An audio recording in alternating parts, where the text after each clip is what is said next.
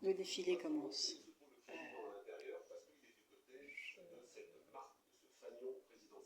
Alors, Pierre, vous avez suivi ce qui s'est passé à l'hôtel de Brienne hier soir, le discours du président de la République devant les grands dirigeants de l'armée française, où il a réaffirmé ses besoins de monter encore en puissance en termes de budget face aux menaces internationales. Il y a une loi de programmation militaire qui effectivement a quasiment doublé ce budget depuis 2017, le budget de la défense, et en même temps, si on a un nouveau gouvernement qui est d'une couleur politique très différente, on sait que le nouveau Front populaire, par exemple, n'est pas forcément sur la même ligne que la majorité sortante présidentielle sur ces questions-là. Est-ce que cette loi de programmation militaire, elle engage quelque part la France à respecter ses engagements pris il y a des années, ou est-ce que l'armée a peut-être des soucis à se faire ou devra s'adapter? Écoutez, des conversations, des échanges que j'ai pu avoir, les militaires sont préoccupés effectivement par les risques liés éventuellement à une cohabitation. J'aurais aimé y être pour voir ça. Cette loi de programmation militaire, la seconde, parce que je n'ai jamais vu. assez ambitieuse, a été votée par le Parlement, mais il faut tous les ans voter le budget, le réviser, et les marges sont assez ambitieuses.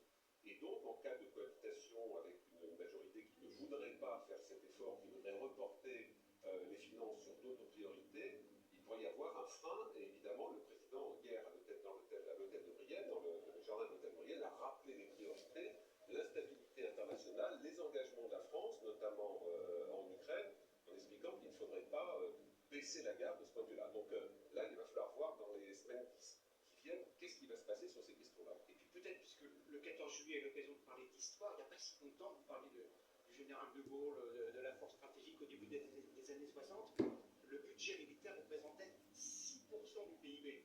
Et nous sommes aujourd'hui à 2%. Et ce 2% est une amélioration par rapport à ce qu'il était il y a quelques années. Donc la part que la nation consacre à sa défense n'a cessé de diminuer.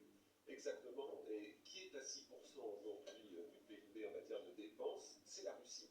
Et la Russie va continuer à monter son effort de défense. Donc effectivement, dans ce contexte général, sachant que les Européens, d'une façon globale, ces dernières années, ont plutôt désarmé quand les Américains, les Chinois, les monarchies du Golfe, la Russie n'ont cessé de monter leur budget, le décalage était très grand au début de la seconde invasion de l'Ukraine.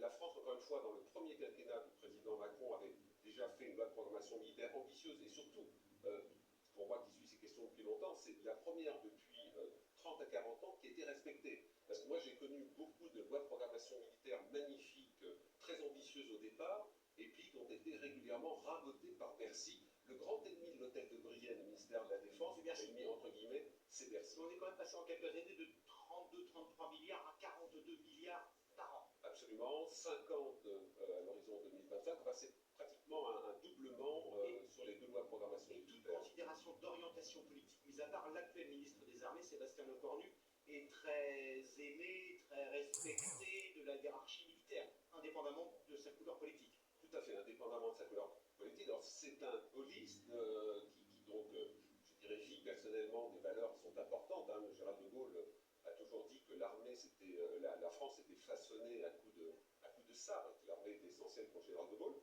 Il est réserviste lui-même opérationnel de la gendarmerie et il connaissait bien ces questions avant d'arriver à l'hôtel de Brienne, ce qui n'a pas toujours été le cas des précédents ministres de la Défense, mais le ministère de la Défense dispose d'un cabinet civil et militaire absolument remarquable qui fait que l'homme politique qui arrive, même ne connaissant pas bien ces sujets, monte en puissance très rapidement. J'aurais voulu voir ça, franchement, j'aurais voulu voir de cette semaine, Emmanuel Macron s'est rendu à Washington pour le sommet de l'OTAN, où non seulement la Russie a été désignée comme une nation hostile, mais la Chine aussi. Et la Chine, à qui les pays de l'OTAN ont reproché un soutien, alors pas militaire direct, mais un soutien commercial de matières premières, de matériel qui sont détournés par la Russie à des fins militaires, et c'est donc un soutien quasiment direct à la guerre en Ukraine. Et vous le disiez, Pierre, quand on préparait cette émission, la Chine qui a immédiatement réagi à cette désignation de l'OTAN. Hein. Oui, la Chine a même anticipé, puisqu'elle a lancé des manœuvres avec la Biélorussie, juste avant la tenue du sommet, parce qu'évidemment la Chine s'attendait à être à nouveau désignée de façon beaucoup plus nette comme étant un adversaire potentiel, notamment à cause de son implication dans la guerre d'Ukraine.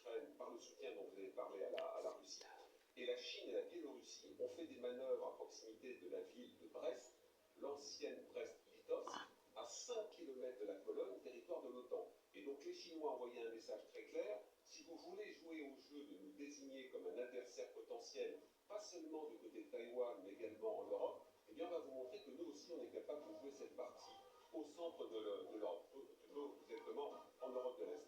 Cette image traditionnelle est sans cesse renouvelée. Le président de la République, le chef d'état-major des armées, au milieu de la garde républicaine, encagé comme le fait l'usage et le vocabulaire, et qui descend à toute petite allure, à moins de 7 km/h, cette avenue Foch, qui n'est donc pas l'avenue traditionnelle, hein, depuis 1980, on l'a dit, et on l'a redit à plusieurs reprises, c'est l'avenue des Champs-Élysées qui accueillait cette cérémonie du 14 juillet. Clair, on se souvient, le premier 14 juillet du président Emmanuel Macron, nous sommes en 2017, il y a des éclats, il y a des désaccords avec le chef d'état-major qui était le général Pierre de Villiers. Là, les choses se passent paisiblement avec l'actuel chef d'état-major des armées, Thierry Burkhardt, dont c'est l'un des derniers 14 juillet en tant que chef d'état-major, Pierre et Claire. Pas le dernier, pas le dernier. L'un des derniers. Hein, il va entamer sa 4e année, d'ailleurs 4 ans, c'est plutôt bien pour un chef d'état-major. Normalement, c'est 3 ans, mais effectivement, il s'entend bien avec Emmanuel Macron. Et nous sommes, on le disait, dans une phase où il faut une stabilité au niveau de l'armée. Alors vous voyez, moi, franchement, est-ce qu'on fait la différence avec ce qui se passe d'habitude sur les Champs-Élysées, Pierre, dans ce que vous voyez actuellement? Alors, ce qu'on voit, c'est vraiment tradition et modernité. Tradition, c'est le fait que le président, chef des armées, hier, les souverains, se trouvent encadrés par une troupe à cheval, qui est à la fois un signal, si vous voulez, de démonstration d'élégance militaire à cheval, mais qui était aussi un système de protection. Là, maintenant, on est sur la modernité, avec effectivement la partie motorisée qui va encadrer le président pour la fin de son parcours. Mais est-ce que ça se voit que ça n'est pas sur les Champs-Élysées? un peu quand même, un peu beaucoup. On a La chaussée est plus étroite. Il y a une proximité avec le public et avec les troupes qu'il n'y avait pas forcément sur les Champs-Élysées. Mais c'est vrai que les images qui sont remarquables sont trompeuses dans le sens où, quand on est vraiment concentré sur les images, en même temps on l'a vu nous sur l'avenue Foch, voilà, on a presque l'impression de se trouver sur les Champs-Élysées, mais c'est vrai que tout est plus ramassé, tout est plus à portée de la main, et voilà, le président là salue les personnes qui se sont massées de part et d'autre. Par rapport à ce qui s'est passé aux États-Unis, on sait que la protection d'un président, par définition, c'est très très compliqué. Il y a évidemment aujourd'hui une bulle de protection au-dessus de là où nous sommes. Il y a des snipers sur les toits, des tireurs d'élite. Est-ce que depuis ce qui s'est passé hier aux États-Unis, la tension est montée d'un cran dans les services de sécurité français? Forcément, ils ont ça en tête, même si évidemment ça n'est absolument pas lié, mais en ce moment, avec les Jeux Olympiques qui se profilent, la France est en alerte au maximum. Oui, alors le préfet de police, M. Nunez, tout à l'heure, qui était...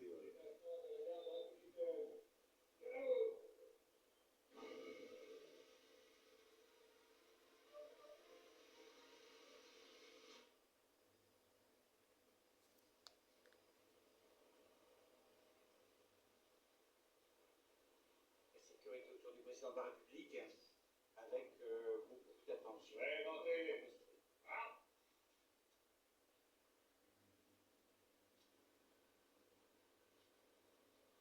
Le président est précédé par l'un de ses aides de camp, il faut dire en casquette, dans un aviateur casquette blanche avec les aiguillettes, c'est-à-dire ces fils torsadés dorés sur le côté qui indiquent justement voilà, le président avec le Premier ministre Gabriel Attal, M. Ducornu, ministre des Armées, Patricia Mirales, la secrétaire d'État chargée des anciens combattants et de la mémoire. et hier, lors de la garden party, enfin, lors de la réception à l'hôtel de Brienne, le président a chaleureusement remercié ses ministres. On sentait dans le ton de la voix une forme d'adieu. Il a chaudement aussi félicité le général Burkhardt qui est prolongé. Là, il salue le général Mandon, qui est le chef de l'état-major particulier du président de la République, le chef d'état-major de l'armée de terre, le général Schill, l'amiral Vaujour, qui est chef d'état-major de la marine. À ses côtés, le général Mille, qui est le chef d'état-major de l'armée de l'air, qui va quitter bientôt son poste. Là aussi, le président de la République lui a rendu hommage. Le général Rodriguez, qui est le directeur général de la gendarmerie nationale. Et puis, le général Haddad,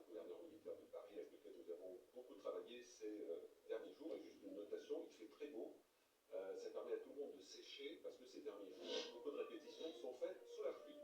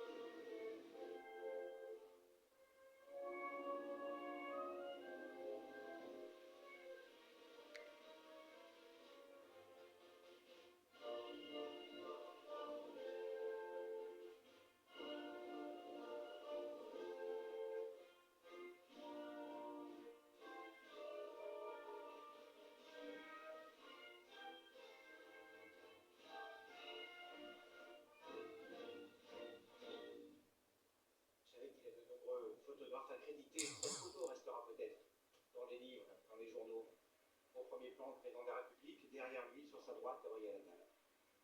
Que pensent-ils les uns les autres? Que se disent-ils? Paraît-il qu'ils ne se disent plus grand-chose depuis Voilà. la dissolution.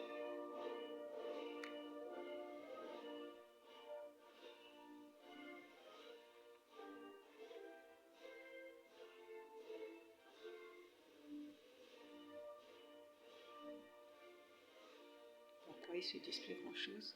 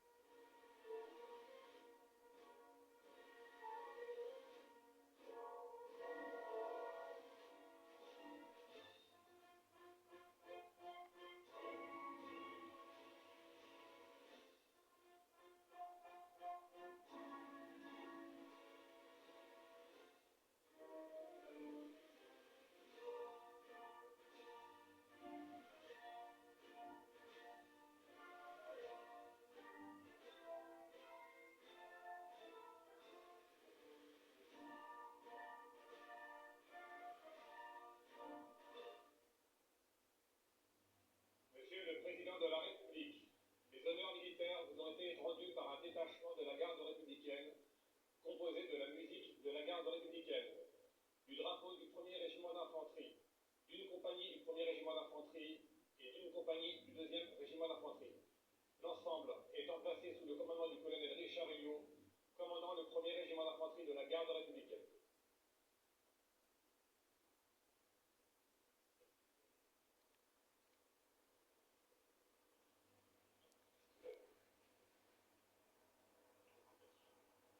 Remerciement d'usage. Le chef de l'État, chef des armées, va franchir la dizaine, la douzaine de mètres qui le séparent de la tribune présidentielle, où sont debout les ministres, la plupart des ministres qui sont là, ainsi que Brigitte Macron. Voilà, poignée de main avec Gérard Larcher, le président du Sénat. Il y a eu beaucoup de conversations entre les deux hommes ces derniers jours. À la droite, le ministre de l'Intérieur Gérald Darmanin, qui lui aussi aurait bien voulu prendre la tête parti majoritaire, ça ne s'était pas fait, on en reparlera. Nicole Belloubet, Rachida Dati, la ministre de l'Agriculture, le garde des Sceaux, Éric Dupond-Moretti. Petite mention, on a vu Gérard Larcher, président du Sénat. Sachez que le président de l'Assemblée nationale, Yael Braun-Pivet, n'est pas venue. Elle est présidente sortante, puisque par définition, son Assemblée nationale n'existe plus. Et donc, elle a choisi de ne pas venir sur cette tribune ce matin. Elle est à l'Assemblée nationale pour attendre le porteur de la flamme qui passera tout à l'heure. Le ministre de l'économie, Bruno Le Maire, la ministre du Travail, Catherine Vautrin, le ministre de l'Agriculture, Marc Fesneau, Sébastien Lecornu en a parlé. La maire de Paris, ceinte de son écharpe tricolore. Alors normalement, le moment où le président s'assoit, c'est le signal de départ du défilé aérien. Ça ne va pas du tout se passer comme ça cette année, hein, Pierre. Oui, effectivement, il y a une difficulté pour à la fois les avions et les hélicoptères qui seront en nombre réduit, puisqu'en fait ils se trouvent sur une sorte d'aérodrome dans le ciel où ils sont en attente.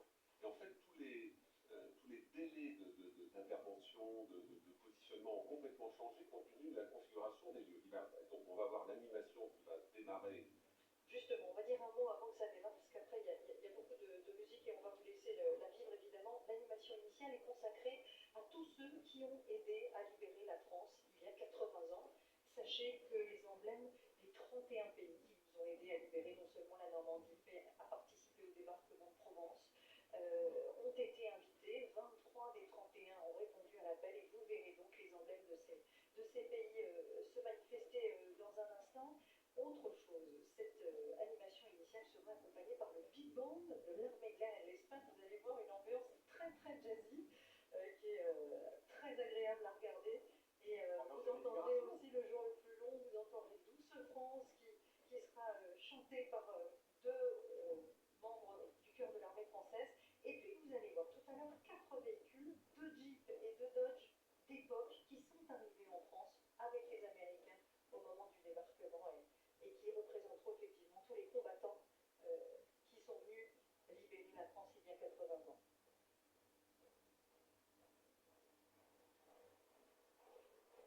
Fascinant 14 juillet, on disait tout à l'heure Anne-Claire avec la chorégraphie habituelle de ce 14 juillet, le lieu très inhabituel. Une petite tribune. Toute petite tribune, regardez ce plan magnifique qui permet de prendre la mesure avec la toute nouvelle ligne de tramway qui est juste derrière. Il a vraiment fallu composer avec toutes ces groupes qui ont donc été